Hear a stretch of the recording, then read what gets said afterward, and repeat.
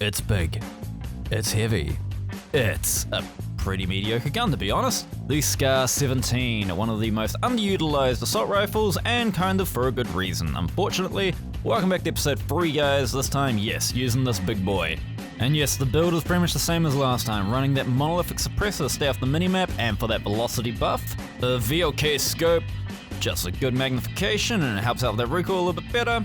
The Forged Tac 20-inch barrel for the damage range bullet velocity recoil control, the operator foregrip to counter the vertical recoil the best, and finally the Tac Laser just to give us a little bit of a faster ADS speed because it's not great. Here's the full build, guys. If you want to give it a whirl, go for it. Just please don't hate me for it. Please. Let's start.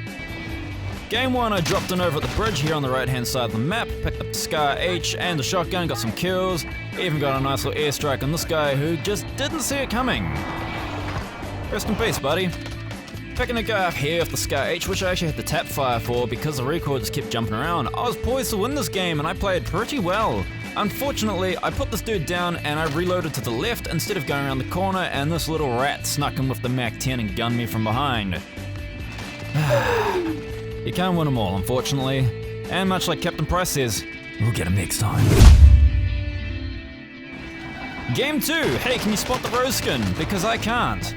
Yeah, that's a real shame. Here you get to see the SCAR-H actually work really well in hitting those headshots. And unfortunately, this game, it came to a very quick close, where I lost again to a rose skin. This time, I didn't see him when he popped back in the window. Can we change that skin, please? Game 3 started off really well. I picked up a bunch of kills, got my loadout nice and early, and I just started wreaking havoc. It went well. Unfortunately for me, I ended up losing this game due to poor positioning. I knew the guy was over there on the left, I don't know where the guy on the right was, so he held that house and they both shot me the moment I came into the circle. As good as your reactions may be, positioning is way stronger. But we win this game, I promise. Game 4 started off a little bit differently, because we dropped Superstore, and that's something I don't do very often.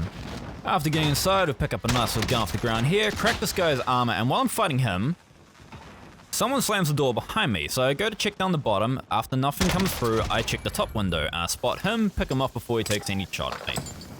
Go out here after a bit of back and forth, get a few kills, and I get my loadout. Now, here you see the problem with the SCAR, and that is the very small mag size.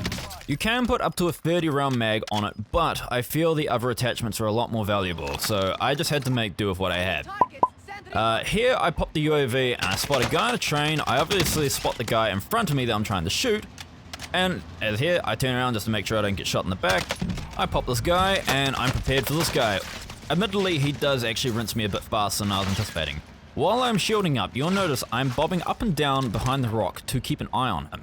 Because the last thing I need is him to just jump off and rush me, because this gun does not work very well in close quarters, as we've learned. Alright, so obviously I have a guy in a vehicle up here. I also have a guy on the right behind these loadouts. So I'm just kind of waiting to see who makes the first move, and then I can move in after that. Spot the guy over by the rock here, and I put him down. As I reload and go to move up on him, the guy in the car actually makes a bit of a move, so instead I pop in stopping power, and as you see, it shreds him.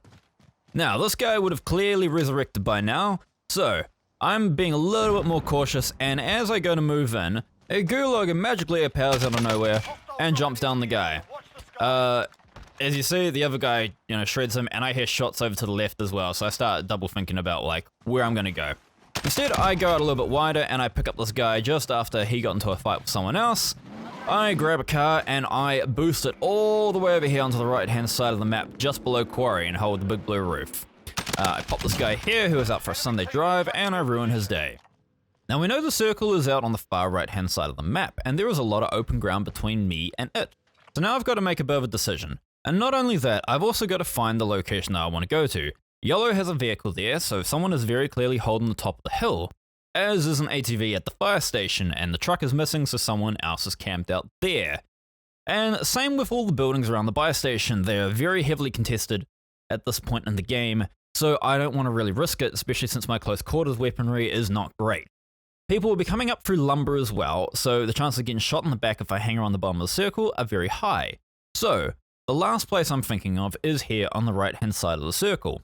By getting there nice and fast, I can spot anyone coming in through lumber, they're getting pushed by the gas, and I can watch my back from yellow as well. Remember, I'm doing this all in a matter of about 3 seconds in my head. You're gonna make those decisions nice and fast, and then act on them. I also spot this guy coming in. I ruin his day very quickly. Sorry, buddy, but you also shouldn't have dropped here this late in the circle, to be honest. I grab a car, and I put the plan into motion and just go flying into the circle.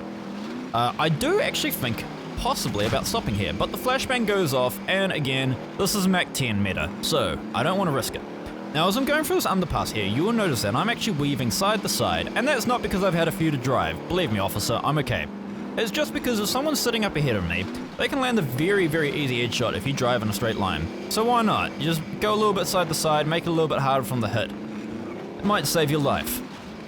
Now, as I jump out here, you'll notice that I'm doing 2 things. First and foremost, I'm looking left, right. I'm looking for any type of movement, and I am also jumping up and down. It's a little bit of a holdover from PUBG. It's just to get that little extra bit in your jump height so you can see over items. And yeah, I just want to make sure the area is completely clean. I want to see if there's any people sneaking over the back here in the bridge, or maybe down on the riverbed. We're looking pretty good though. As this all goes on, I kill a dude who actually got pushed by the gas, and I spot this guy here off in the distance.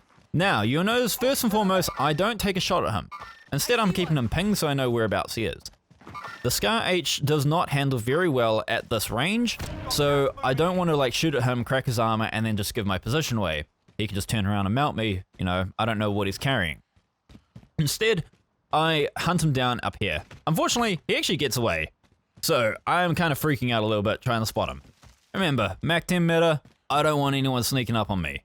But hey, here's 5 seconds. Try spot him. Can you do it? Go.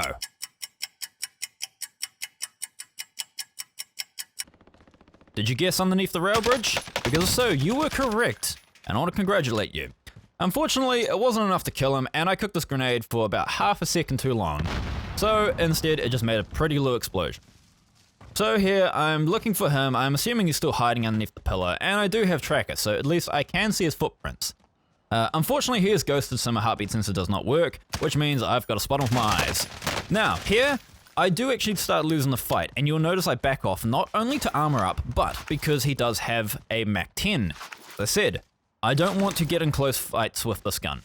I can't do it. The fire rate lets it down really badly, so instead I retreat back and I hold a better angle on it.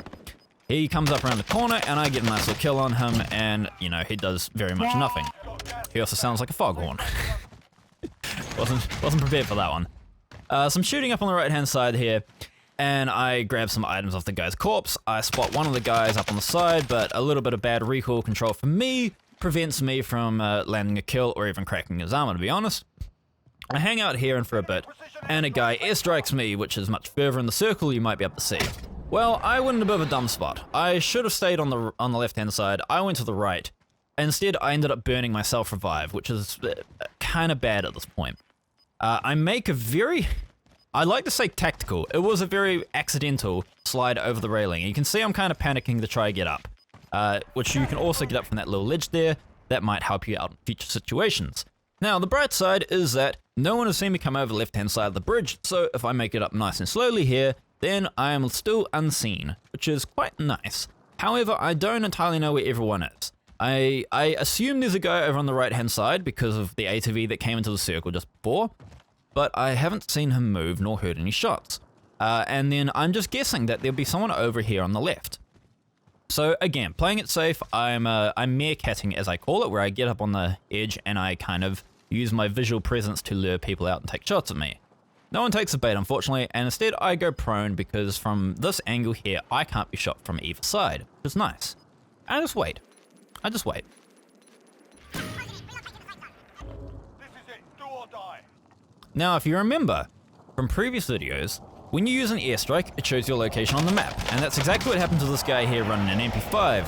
He wasn't happy about that in the post-game lobby, I will tell you, but unfortunately for him, he airstriked and he let his position away, and I killed him well and truly before he had a chance to react. The last guy comes up here and tries to get me again, I'm guessing with a Mach 10, I don't know, with some sort of SMG, but I kill him and I pull off the win. Unfortunately, I think the SCAR-17 has way too many downfalls for it to be a viable weapon, which is a real shame, because other games, I've loved it. But anyway guys, thank you so very much for watching. If you liked the video, hey, maybe like it, leave a comment. Maybe even consider subscribing and hitting the bell notification if you really enjoyed it. If you didn't enjoy it, leave a dislike and let me know why you didn't like it, and I'll try and improve on it for next time. I've tried to do lots more leaps and bounds to improve what I'm doing in this here, and I'm always looking to improve. But until next time guys, I'll see you later. Take care.